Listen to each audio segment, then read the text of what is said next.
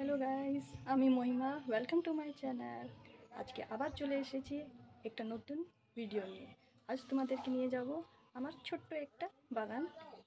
তো চলো যাওয়া যাক। এসেছে আমাদের বাগান।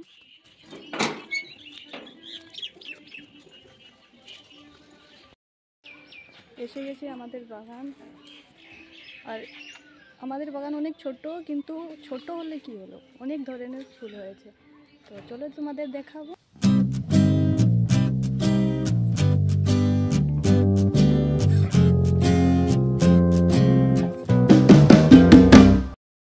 এটা কি গাছ বাবা?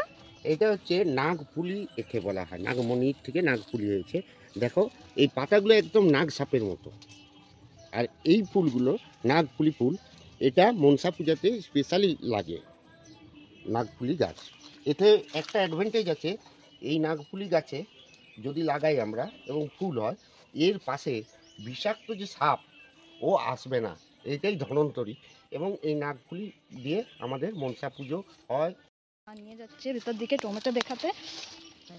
ও, এই টমেটো হয়েছে,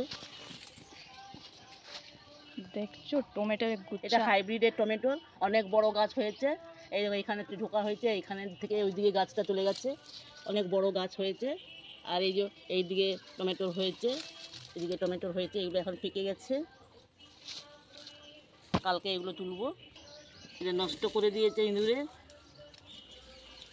এই যে পুরো লাল হয়ে গেছে। আরে না, আরো হয়েছে, এই দেখো এখানেও হয়েছে। এইটা আমি তুলে নিই এবার। এই দেখো আমাদের গাছের টমেটো পুরো ফ্রেশ। এই ছোট গাছে একটা ছোট্ট বেবি সাইজের বেগুন হয়েছে, দেখছো? নিচে দেখছো করলাও ঝুলছে। এইদিকে আমরা চোখ দিইনি এখন। দেখো এইদিকেও করলা আছে, ওই উপর দিকেও করলা হয়েছে। এই দেখো একটা কলা গাছ, কারিয়া গাছ হয়েছে, লঙ্কা গাছ হয়েছে।